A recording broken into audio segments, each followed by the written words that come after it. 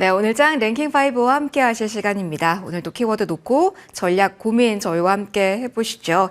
자, 함께 해주실 두 분 먼저 소개해 드리도록 하겠습니다. 레몬리서치 김민수 대표, 신한투자증권 황희원 PB팀장 나와주셨습니다. 두 분 어서 오십시오. 네. 안녕하십니까.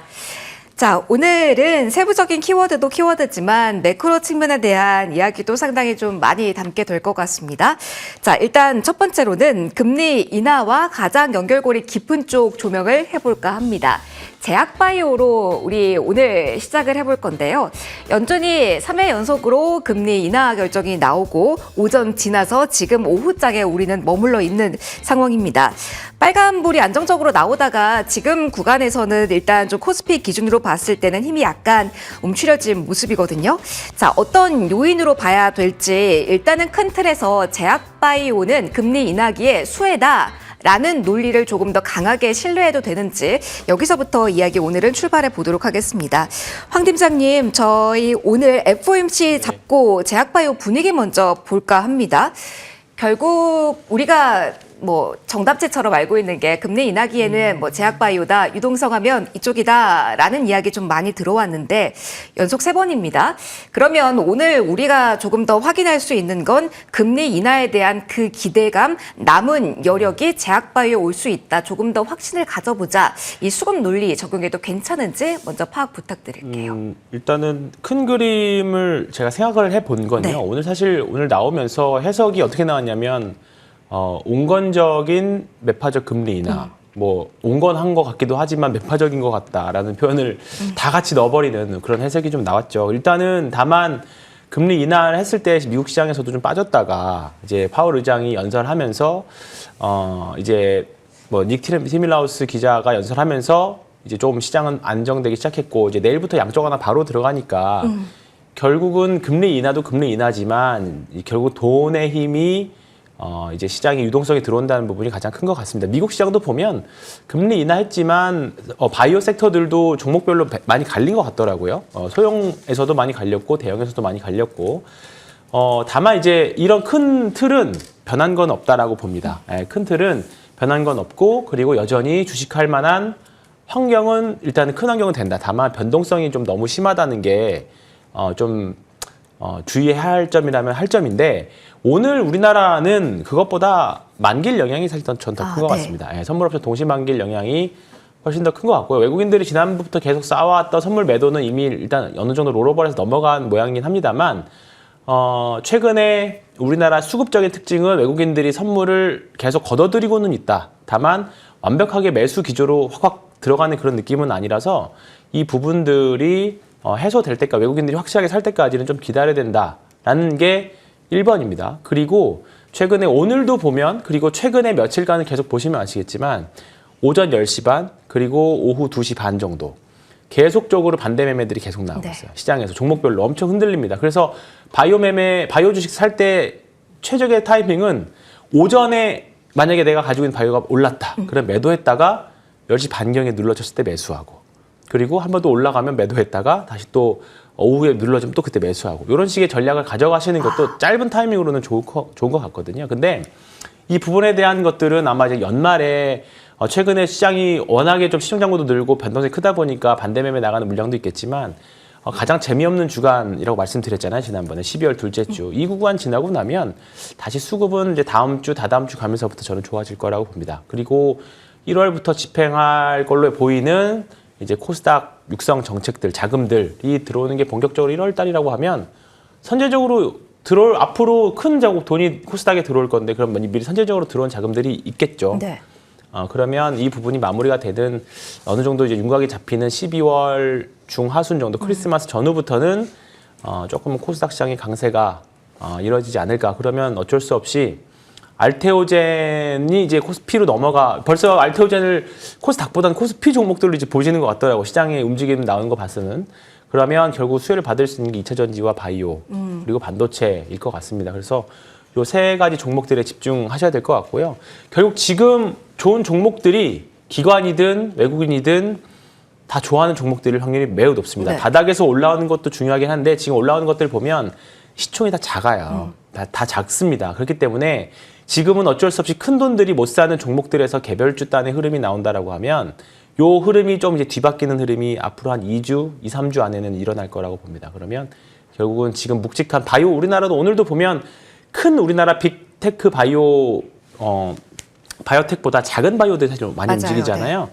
이제 이런 뭔가 수급의 역전 현상이 곧 나오지 않을까. 저는 그 생각하고 있습니다. 그러면 지금 뭐 그동안 소외됐던 쪽까지 바라보면서 전략을 짜는 것보다 팀장이 네. 다음 주부터 안정화될 수급 기대를 하면서 사이즈 큰 종목들, 묵직하게 수급이 들어올 수 있는 종목으로 선별화하는 과정은 오늘 내일 정도는 필요는 할까요? 근데 저 소형 바이오는 정말로 단기 매매가 지금 유효한 뭐 단기 매매라고 해도 사실 한 일주일여 남짓 남았기 때문에 네. 충분히 해볼 만하다 봅니다. 근데 조금 큰 그림으로 보고 내년까지 간다라고 하면 뭐 알테오젠부터 시작해서 충분히 여전히 모아가는 전략은 유효하다라고 생각합니다. 알겠습니다. 금리 인하라는 키워드에서 제약바이오는 좀 빼놓을 수가 없는 것 같습니다. 그럼 조금 더 연결해서 이야기 좀 더 가도록 하죠. 김민수 대표님, 금리 네. 인하기에 또 제약바이오를 풀어본다면 결국은 돈이 많아진다라는 논리로 접근을 해봤을 때 신약에 대한 모멘텀이 더욱더 강해질까 이 포인트 궁금합니다.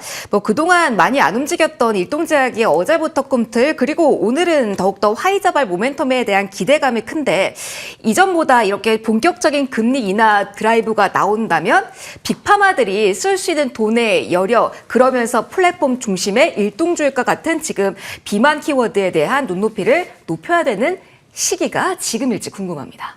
네, 일동제약은 모르겠습니다. 이건 그냥, 아니에요. 네, 뭐 그냥 올라갔으니까 그냥 넘어갈게요. 예, 이쪽은 잘 모르겠고. 그리고 보다 보니까 오늘 그래도 눈에 띄는 쪽은 뭐 녹십자 같은 회사들 네. 이런 것도 제약 쪽인데 우리 모멘텀 갖고 있어라고 계속 얘기를 했었지만 못 올라간 종목들이 약간 리포트 나오기 시작하면서 변화가 특히 이제 알리글로죠 면역 항암제제 쪽에서 나오는 부분들이 보통 신약 나오고 나서 한 3개월 동안 한 300억 정도 팔리면 그 많이 출시 2개월 만에 300억을 넘어가느냐 아란 쪽으로 봤었을 때 예전에 SK바이오팜 이런 것들은 못 넘어갔는데 난 넘어갔다. 근데 왜 이렇게 못 알아주냐라고 하다 보니까 빠르게 올라온다고 봐야 될 것 같고요. 그런 쪽에서 아마 이제 말씀하셨던 뭐 항암 신약 네. 쪽 관련된 쪽들도 보긴 봐야 되겠는데 그쪽들은 예전에 보셔서 아시겠지만 너무 어렵습니다 절차가. 그래서 했던 회사들 같은 경우도 유한양행 뭘 그렇게 잘못했다고 이렇게 주가가 못 갑니까? 그러다 보니까 이런 쪽으로 봤을 때는 유한양행은 오히려 기회 같아요. 지금 같은 때가. 오히려 예. 기회일 수 있다. 그런 쪽으로 봐야 될 것 같고 또 성과 내서 신약 개발해서 이제 성과가 내는 업체들 뭐 SK 바이오팜 같은 경우도 차리 좋지 않습니까? 이런 것들도 다 같이 연결해서 볼 수는 있겠는데 근데 지금 시장에서 바라보는 것은 제약 바이오에서 중점을 둔다라고 했었을 때 기존에 성과 낸 것보다 성과 낼 만한 것들을 찾아가다 보니까 오히려 시총 작은 것들이 네. 오히려 키울 수 있겠다. 그게 바이오 아닙니까? 네, 그렇기 때문에 그렇죠. 거기서 매수세 움직이고 주가 움직이는 거 그냥 인정. 하지만 내가 봐서 거기에 동참하지 싫겠다 그러면 그냥 시장의 한 축이구나. 그걸 생각하고 그냥 안 보시면 되는 거고요. 네, 그런 쪽으로 보시면서 제가 보기에는 그래서 바이오가 움직인다고 하더라도 이제 알테오젠보다 더 많이 꿈을 가져올 수 있는 그런 바이오들이 더 강하겠죠. 네. 그런 쪽에서 시총의 밑에 있던 것들이 다 위쪽으로 지금 시총 2위가 ABL 바이오 말씀하시는 아니 걸까요? 에코프로 BM. 에코프로 다른 쪽으로 가시네요. 아유 왜 왜곡을 하십니까? 아직까지는 그 친구들이 2위, 3위예요. 그러니까 다른 업종이라고 하더라도 네. 그렇죠. 예. 거기가 그러면 이제 15조, 16조쯤 되고 있는데 그 정도를 넘어가려고 시도한다 그러면 10조대 있는 게 한 60% 올라야 되겠죠. 가능할까요? 예. 가능할 수 있습니다. 예. 조금만 성과만 나오게 되면 가능할 수 있기 때문에 그런 쪽에서도 계속 바이오 쪽에서는 아마 제가 보기엔 플랫폼 관련된 쪽들이 더 밸류를 부각시키면 더 많이 부각시킬 수가 있기 때문에 성과 난다. 그래서 항암 뭐 신약 쪽으로 보기면 지나가는 임상 결과 이런 것들 막 보시는 것보다 차라리 그런 쪽으로 보시는 게 좋겠다는 쪽들 보시면서 또 이제 다음 바이오의 가장 큰 핵심은 CNS 네. 중추신경계 쪽이라고 하고 있고요. 또 두 번째가 RNA. 그러면 또 그 치료제 관련된 쪽들 이렇게 쭉 있다 보면 거기서 요즘 그쪽 종목들이 최근에서 강하게 움직이는 종목들이 좀 많이 있습니다. 네, 그렇기 때문에 그런 변화들 같이 가져가시면서 흐름들을 찾아보시는 것도 좋을 것 같습니다. 그러면은 사이즈 작은 쪽으로 살짝만 내려와서 하나만 더 질문 갈게요, 대표님. 그럼 의료 AI도 나아지는 그림은 생각은 하고 있고 정책적인 모멘텀도 안고는 있잖아요. 오늘 뉴스 가운데 정부가 의료 빅데이터 활용 확대한다라고 밝히기도 했고요. 관련돼서 의료 AI와 같은 교의 매력도는 상대적으로 높아질 수 있는 구간은 맞는지도 점검 부탁드릴게요. 네, 요거를 그렇게 생각하셔야 될 것 같습니다. AI가 붙은 소프트웨어. AI가 붙었다. 예, 그렇게 해석을 하게 되면 조금 달라지는데 거기다 중간에 의료라고 하다 보니까 좀 이제 예전에 루닛 뷰노가 생각나면서 이거 이렇게 생각하실지 모르겠는데 소프트웨어가 AI가 만나기 시작하게 되면 가장 폭발적으로 반응합니다. 그건 이제 앞으로 저희가 이제 직접 우리가 눈으로 볼 수 있는 것들이겠죠. 그러다 보니까 계속 이쪽에 대한 관심이 높아질 것 같은데 중요한 거는 그래서 성과가 나느냐가 제일 중요하겠죠. 그 나서 실적도 돌아간다. 그래서 뭐 상대방 뭐 글로벌 국가 쪽과 연결시켜서 국내 쪽은 좀 작기 때문에 성과 나온다라고 하는 회사들은 훨씬 더 기대감이 높아질 수가 있는데 최근 들어서 30억이라는 회사, 예, 3빌리언. 예, 3빌리언, 네. 예, 잘하시네요, 예. 한전을 해봤어요. 네. 그런 회사가 이렇게 쭉 올라가는 이유 중에 하나가 일단 성과 냈고 데이터도 훨씬 경쟁 사업들보다 더 많은데 이걸 가지고 미국으로 간다라고 하다 보니까 거기서 폭발하는 모습들이 나오는 거죠. 그런 쪽에서 아마 성과를 내는 회사들 중심으로는 내년 3월까지는 계속 보셔야 된다라고 생각하고 있습니다. 알겠습니다. 내년 3월까지 조금 더 성과를 내는 기업 한정 보자라는 이야기까지 해주셨습니다. 금리 인하기에 제약바이오 우선적으로 봤고요. 그러면은 성장주에 대한 매력도도 우세하게 계속 들고 가도 되는 건지 이에 대한 이야기 해볼 겁니다. 큰 틀은 일단은 자율주행으로 담아봤는데 우리가 그동안 자동차 부품 쪽에서 로봇 쪽 이야기까지 좀 많이 했습니다. 그에 대한 키워드를 다 끌고 와서 아직까지 모멘텀 유효한지 테슬라 FSD 36은 이전에 이야기했던 이야기입니다. 포디닷컴 이야기도 나오면서 전반적으로 모멘텀이 가속화될 수 있을까요? 어디를 봐야 되는 건지 궁금합니다. 뉴스화는 계속되고 있는데 금리 인하기에 성장주는 어떨까라는 관점으로 황 팀장님 계속 투자가 돼야 되고 성장하는 산업이라고 봤을 때 자율주행에 대한 시각은 지금 시장이 어떻게 보는 건지 조금 헷갈립니다. 장 초반에 기아 중심으로 모비스 중심으로 올라가는 듯 하다가 로봇발 모멘텀에도 이쪽 그룹주도 약하고요. 로봇도 딱히 움직임이 강하다라고는 볼 수가 없어서 성장주랑 연결고리를 지금 거는 게 현 구간은 무리인가라는 생각도 듭니다. 지금 시장 판단은 어떻게 해석을 해야 될까요? 아까 첫 번째 질문할 때 시장 말씀드리면서 오늘 이제 선물 옵션 만기일이라는 그 말씀드렸는데 영향인가요? 오늘은 그 영향이 매우 크다라고 일단은 말씀드릴 것 같습니다. 오늘 올라가는 종목들을 보면 하이닉스가 이제 투자 경고 들어가다 보니까 큰 수급들이 아마 좀 제한적인 부분들이 좀 있을 거고요. 그리고 미국에서도 이제 오라클이 실적 발표하면서 선물 끌어내리는 그런 부분들도 있습니다만 오늘은 어쩔 수 없이 출렁이는 날이에요. 출렁이는 날이고 다만 오전에 그런 부분들이 많이 반영되었다라고 봅니다. 오전에 제가 나오기 전에 좀 외국인들을 뭐 또 오후에 대해서 어떻게 포지션이 바뀔 수 있긴 하겠습니다만 오전에 일정 부분 많이 소화를 한 것 같고 오후에는 안정적으로 조금 올라가면서 좀 만회라 하면서 끝나거나 뭐 이 정도 수준에서 마무리가 될 것 같은데요. 여기 이 구간 지나고 나면 다시 성장주 쪽으로는 분명히 탄력적일 거라고 봅니다. 그중에 현대차가 이제 어떻게 보면 잠에서 깨어나는 구간이잖아요. 항상 싼 주식이었는데 이제 멀티플을 높여주는 구간에 들어왔습니다. 로봇이라는 이슈가 더 붙었고요. 자율주행 언급해 주셨지만 현대차는 그쪽보다는 당장의 성과가 내는 거는 로봇이기 때문에 자율주행과 관련해서 이제 업계 담당자분이나 애널리스트분들한테 질문을 해보면 현대차의 실력에 대해서 좀 해보면 좀 다 애매한 대답들이에요. 언젠가는 하겠죠 정도. 그렇기 때문에 자율주행에서 너무 그 큰 멀티플을 주시기보다 당장 현실적으로는 로봇에 대한 멀티플을 더 주시는 게 인정하고 가야 되는 게 맞다라고 봅니다. 최근에 미국에서 로봇과 관련해서 행정명령 이야기가 나왔잖아요. 네. 그런데 이 부분은 미국의 제조업 부활과도 연결이 되어 있습니다. 미국이 제조업을 부활시키려면 사람의 능력도 중요하고 비용도 중요하잖아요. 근데 인건비로만 보면 미국 노동자들의 인건비를 동남아와 변조해 봤을 때 이길 수 있을까요? 인건비는 안 될 겁니다. 그리고 노동자들의 실력들, 예를 들어서 뭐 배를 만들려고 하는데 당장에 뭔가 그 실력이 당장 그 숙련된 노동자들이 없기 때문에 우리나라 사람들이 가서 지금 해주는 구간이잖아요. 네. 이 두 가지 문제점을 한 번에 해결하려면 방법은 하나밖에 없어요. 결국 로봇이에요. 그렇기 때문에 미국 행정부가 로봇을 계속적으로 지금 밀고 있는 상황이고 내년에 본격적으로 이 부분에 있어서 이제 추진이 더 될 거라고 보고요. 그래서 지금의 로봇주들의 밸류를 높다라고 평가할 수 있지만 나중에 가면 정당화될 수도 있다라고 봅니다. 더군다나 이제 피지컬 AI가 더욱더 가속화된다라고 하면 지금의 주가가 비싼 주가가 아니었네. 미래에 가서 해석이 될 수도 있는 상황입니다. 이 자율주행과 로봇 두 가지를 갖고 있는 게 글로벌 대장주가 테슬라고요. 그 밑에 단으로 연동되어서 움직이는 종목들이 같이 따라가는 상황이다 이렇게 보시면 될 것 같습니다. 그래서 로봇주는 저도 이제 비싼 거 아니야라는 생각들이 있었지만 네. 지금은 시대에 순응해야 되는 부분들도 좀 있는 것 같아요. 변동성이 아마 심할 겁니다. 심할 건데 그거는 성장주에서 언제든지 나올 수 있는 그런 좀 날카로운 조정들은 언제든지 나올 수 있어요. 근데 그런 부분들을 우리가 뭐 10배 가는 종목들을 쭉 보면 되게 편안하게 10배 간 것 같지만 또 구간을 보면 순식간에 뭐 20% 30% 갔다가 올라간 것도 많이 있거든요. 그렇기 때문에 성장주 중에서 지금 아마 내년에 지금도 막 이렇게 많이 올랐는데 어떻게 사냐고 말하실 수도 있지만 네. 아직 우리 옆에 로봇이 돌아다니는 건 없어요. 네, 여전히 없습니다. 그렇기 때문에 이런 부분들 내년에 테슬라가 휴머노이드를 5,000대 정도 만들어서 공장에서 사용한다라고 하잖아요. 이런 부분들이 아마 조금은 이제 내년에 현실화 될 때까지는 1차 뭐 상승까지는 한번 보셔야 될 것 같고 여기가 파생돼서 배터리들, 예, LFP와 관련된 뭐 배터리도 언젠가는 분명히 투자 논리로 아마 또 시장에 나올 수도 있습니다. 그런 부분들도 같이 챙겨서 보시면 좋을 것 같습니다. 결국은 지금 구간에서 훼손된 논리는 없다라는 점도 한 번 더 강조를 해주신 겁니다. 김민수 대표님의 의견도 들어보도록 할게요.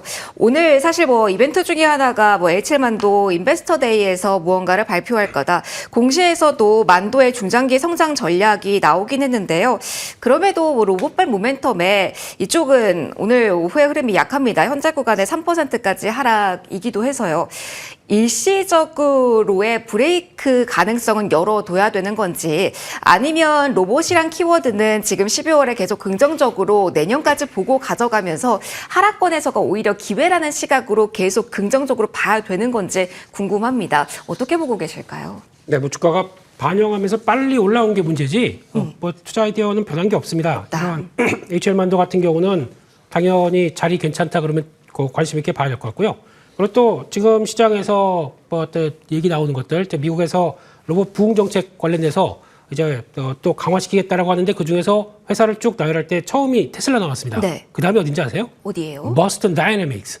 그럼 현대차 그룹이 수혜일 수 있겠네요. 당연하죠. 예, 그런 쪽으로 나와서 미국이 챙기겠다라고 하게 되면 현대차 그룹이 그만큼 이제 챙겨가는 쪽들도 당연히 그쪽에 보조를 맞춘다라는 쪽으로 보는 게 맞을 것 같고요. 그다음 또 중요한 거는 저희가 이걸 따로 생각합니다. 자율주행과 로봇을 따로 생각하는데 큰 경기도 우산입니다. 예, 왜? 같이 봐야 돼요. 같이 봐야죠. 로봇이 그러니까 이거를 생각을 아직까지는 자동차의 개념으로 생각하게 되면은 앞으로의 미래를 대처할 수가 없습니다. 왜냐하면 이게 모빌리티 개념이에요. 모빌리티 개념이 확장돼서 나오는 게 물리 로봇입니다.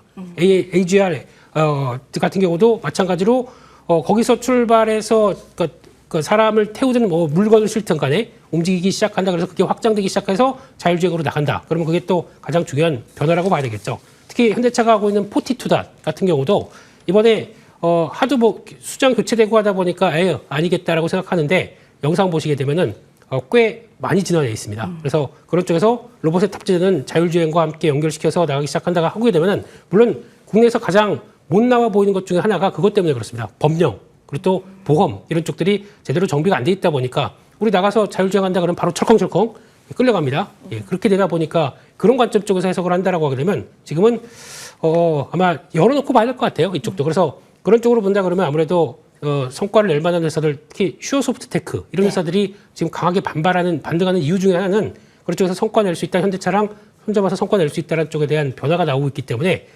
제가 보기엔 이쪽도 마찬가지로 하드웨어는 또 막 여러 가지 있다고 하더라도 소프트웨어가 가장 핵심이다. 안쪽에서 소프트웨어주들 잘 챙겨보셨으면 좋겠습니다. 그동안 로봇 쪽 이야기하면서 저희가 하드웨어 쪽에만 집중을 했는데 소프트웨어 쪽도 오늘은 한 번 더 강조를 해줬습니다. 후반으로 갈수록 슈어 소프트테크의 시세 강하게 좀 분출이 되고 있다라는 점도 오늘장 특징 중에 하나네요. 자, 저희 성장주에 대한 이야기까지 해봤습니다. 그러면 이제 반도체 쪽 이야기를 좀 해보도록 하죠. 아무래도 좀 만기일이다 보니까 수급 영향도 큰 종목이 많이 받겠지만 일단 큰 데이터 12월 초 1월부터 10일까지의 데이터가 나왔는데 이 데이터 자체는 상당히 긍정적으로 나왔습니다. 반도체 같은 경우는 45.9% 늘어난 것으로 확인이 됐고요. 자, 이 가운데 오늘 오후장의 포인트는 어디에 둬야 될지 궁금합니다. 수급적인 영향 좀 감안해서 계속 보시긴 하셔야 될 텐데요. 황 팀장님, 오늘 뭐 삼성전자, SK하이닉스, 특히 삼성전자의 오전장 분위기와 지금이 좀 많이 다르고요. 하이닉스가 좀 하락폭이 커지는 현재 움직임입니다. 앞서 계속 설명을 해주셨던 것처럼 수급 영향을 대형주니까 크게 받는다라는 논리로 일차적으로 보면 될지 아니면 오라클의 실적도 아무래도 AI 거품론과 연결고리가 있다 보니까 그리고 우리는 나스닥 선물과도 연결고리가 있는데 현재 1%대 선물이 좀 하락이기도 하거든요. 뭐 브로드컴 여러 가지 실적 발표도 앞두고 있다라는 이 펀더멘털 측면에서 우려할 사항도 있는지 체크 한번 해주실까요? 일단은 투자 경고 오늘 뜬 게 사실 더 크다라고 봅니다. 하이닉스 경우에요. 하이닉스 네. 같은 경우에는 삼성전자도 뭐 당연히 오늘 만길 영향이 있는 것 같고요. 이 부분만 지나고 나면 저는 아직까지는 우리가 인터넷 시대에 그 처음에 버블을 인터넷 버블이라는 표현을 하잖아요. 네. 근데 결국은 인터넷이 전 세계에 많이 깔렸잖아요.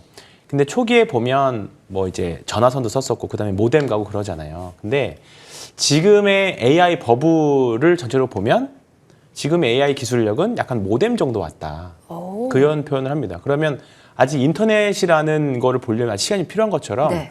AI가 우리 일상생활에 들어오려면 시간이 많이 남았다라는 거죠. 그렇기 때문에 뭐 미국에서도 GPU니 TPU니 전 세계적으로 열풍이 있지만 결국 필요한 건 HBM입니다. 결국 필요한 건 HBM이기 때문에 이 반도체 쪽의 수혜를 이제 오히려 우리나라 우리 두 기업이 더 크게 볼 수 있는 상황은 만들어졌다. 그렇게 생각하고 있고요.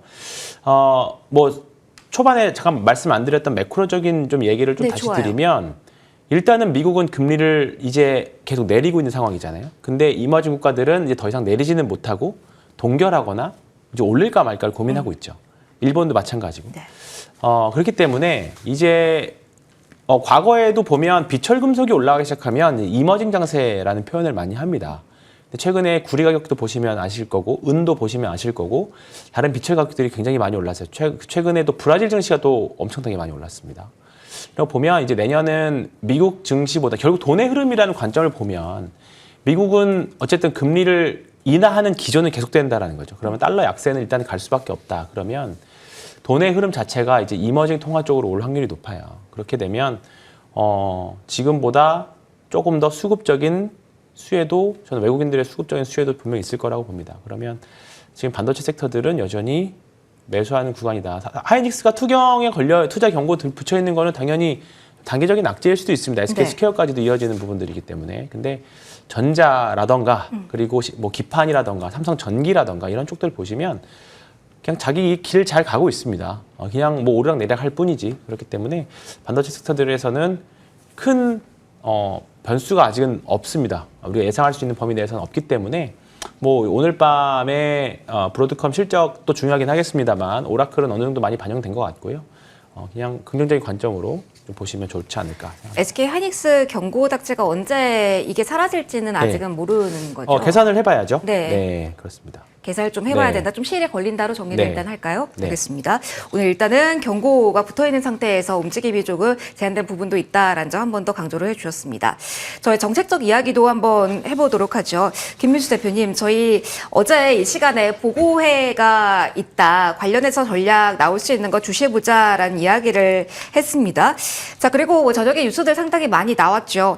반도체 육성 전략이 발표됐는데 사실 그동안은 뭐 반도체 섹터에 정부 정책 나왔을 때 큰 반응은 없었던 것 같은데 이번에는 다를지 궁금하고요. 특히 어제 보고회에 참석한 기업 중심으로 또 모멘텀이 있을지 아니면 이렇게 세부적으로 보는 것보다 가장 그냥 큰 이슈 금산분리 완화 이것만 보면 되는 게 맞는지 이 정책 포인트로 반도체 방향 정해주신다면요. 네, 이게 또 최태원 회장께서 대통령께 건의했다라고 네. 하면서 그게 어느 정도 성과가 나와서 이제 금산분리 완화 쪽으로 이제 자리를 잡는다라는 쪽으로 가는 것 같은데 이게 지금은 저희가 뭐 하이닉스 가지고 지금 뭐 무슨 투자 경고니 뭐 투자 주인이 어쩌고저쩌고 이거 갖고 얘기를 하는데 이거 상당히 큰 뉴스입니다.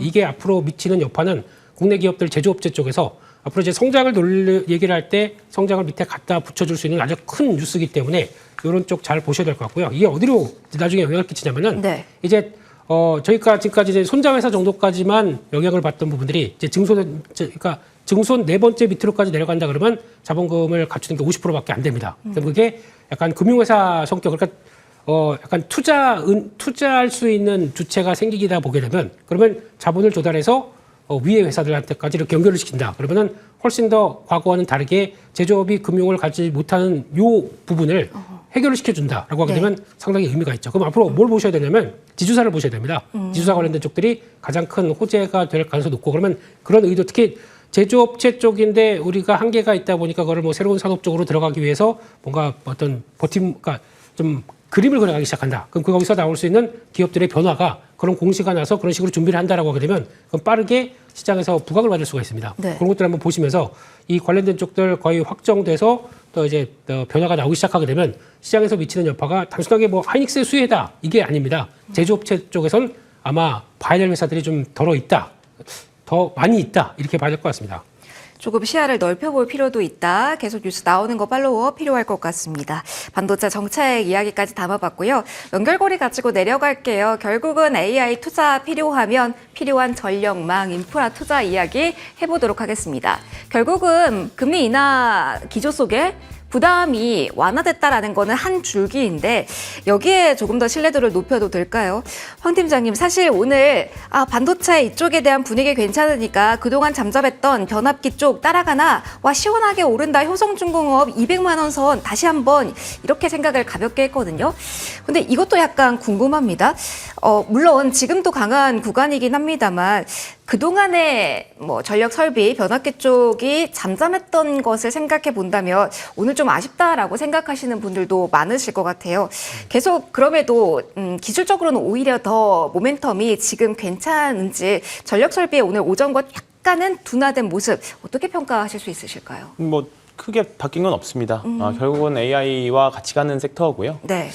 여전히 전력기기는 뭐 AI와 거의 뭐 한 몸이라고 보셔도 될 것 같아요. 예, 그렇기 때문에 오늘은 어차피 다 시총 효성중공업이나 HD현대일렉이나 LS일렉이나 산일전기나 시총이 다 작은 사이즈들이 아니고 지수에 영향을 받는 종목들이기 때문에 오늘은 만기일 영향을 보여야 된다. 그리고 외국인들이 워낙에 좀 그동안 하방 구축을 좀 많이 해놨었기 때문에 당연히 오늘 아마 종가까지 계속 변동성은 좀 많이 심할 거라고 봅니다. 그래서 큰 틀에서는 변화는 없고요. 지금 여전히 말씀드렸던 이쪽 그리고 뭐 ETF를 사셔도 네. 어차피 지금 말씀드렸던 종목들이 다 들어가 있거든요. ETF를 매매하셔도 좀 편하실 것 같습니다. 그래서 좀 중소형 전기 회사들도 좋아요. 일진전기 같은 회사들도 꽤 좋은 회사들이기 때문에 이쪽은 계속적으로 관심 갖고 보셔야 된다. 최근에 딱 한 달 같이 쉬었거든요. 네. 최근에 보시면 조선주가 먼저 올라오기 시작했고 그 다음에 이제 변압기 올라오기 시작했고 이제 그렇게 돼 있는 상태입니다. 그렇기 때문에 지금은 뭐 이제 10월달, 11월달에 좀 밀렸던 종목들이 이제 12월 중순부터 다음 주 정도 되면 좀 이제 뭔가 보여주지 않을까 생각하고 있습니다.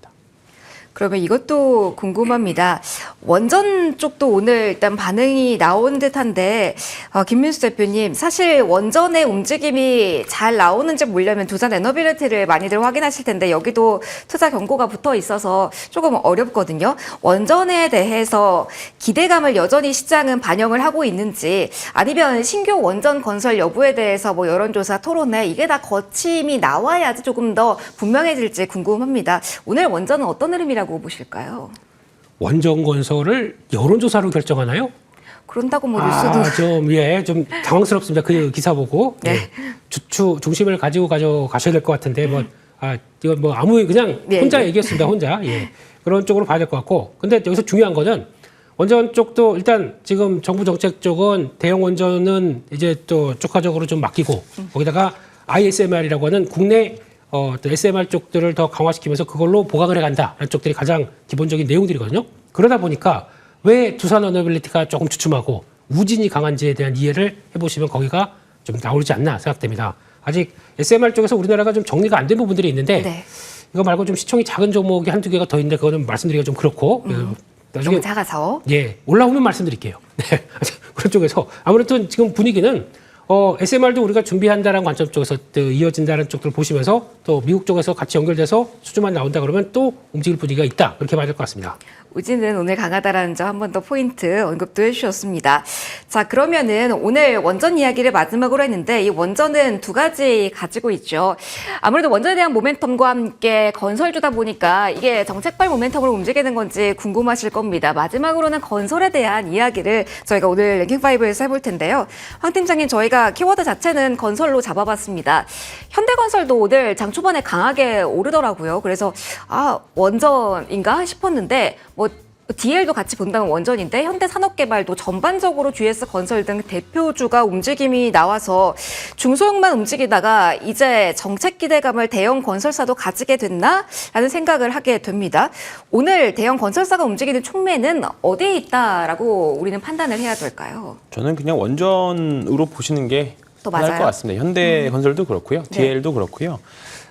일단은 사실 상대적으로 좀 더 많이 움직이는 쪽이 더 시총도 크지만 더 많이 움직이는 쪽이 원전과 관련된 종목들이잖아요. 그렇기 때문에 뭐 여러 가지 영향들이 다 오늘 복잡하게 반영되는 날에서 그렇긴 합니다만 두산 에너빌리티를 못 사는 자금들이 현대건설 쪽으로 올 가능성도 매우 높다라고 보고요. 오늘 사실 뭐 특별하게 장황하게 설명을 드리는 것보다 만기일 날 오후는 특히나 돈의 흐름에 따라서 더 방향성이 더 많이 결정된다. 이렇게 말씀드리는 게 받아들이시는 분도 더 합리적이실 거라고 생각을 합니다. 그래서 다만 원전 쪽에서 본다라고 하면 지금 한국전력만 사실 좀 덜 오르고 있긴 하거든요. 네. 그래서 뭐 이런 부분들이 밸런스가 좀 맞겠죠. 지금 뭐 올라간 건 좀 빠지고 많이 내려와 있는 건 올라가는 그런 밸런스 맞추는 구간이라고 12월 첫째 주, 둘째 주, 셋째 주까지는 그 정도 구간이라고 생각을 합니다. 그리고 원전 같은 경우에는 에너빌리티 못 사는 자금들이 현대건설이나 다른 쪽을 사는 거 아닌가 그렇게 일단 정리해야겠습니다. 일단 건설과 함께 오늘 건자재주도 같이 움직인다라는 시세 자체는 참고를 해보시고요. 저희 오늘 사이즈 큰 종목 가운데 기계 쪽이 움직여서 건설 기계 종목 가운데 HD 현대 건설기계 중심으로 마지막 질문 좀 가보도록 할게요. 김민수 대표님 오늘 강합니다. 12월 들어서 단 하루 제외하고 현대 건설기계가 빨간불로 시장 흐름을 끌고 가고 있는 그 주인공 중에 하나거든요.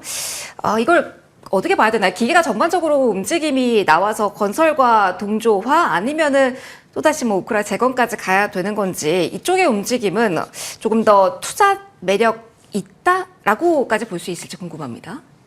내년에는 HD 건설기계로 바뀝니다, 이름이. 네네. 네, 이 가격 아닐 겁니다. 더 네. 높은? 훨씬 훨씬? 그렇게 갈 것 같다고 생각됩니다. 왜냐하면 금리 인하 기조에 유동성이 보강된다. 그러면은 거기서 지금 뭐 유동성을 보강시키는 미국의 또 의도 중에 하나가 데이터 센터도 많이 지어야 되겠죠. 다 프로젝트입니다. 그러면 금리는 또 떨어질수록 더 좋겠죠. 그런 관점으로 본다 그러면 그 땅을 누가 팝니까? 그런 쪽에서 봤을 때 거기서부터 시작해서 지금 원자재 가격들이 또 다 들썩들썩거린다. 그러면 광산 땅은 누가 팝니까? 그렇게 되면은 아마 수요가 더 늘어날 것이다. 금리 인하의 대표적인 수혜 섹터입니다. 그러다 보니까 어제 캐터필러가 금리 결정하고는 또 쭉 움직이는 모습들을 봤을 때 이쪽으로 당연히 가는 게 맞겠죠. 그래서 인프라코어 합병하고 네. 내년에 이제 흡수 합병해서 딱 하나로 단일로 된다. 그러면은 목표가 지금 내년 초에 매출 목표가 2030년 약 한 4년 뒤에 가게 되면 2배를 예상하고 있습니다. 그럴 정도까지 가게 되면 주가가 여기 있으면 안 되겠죠.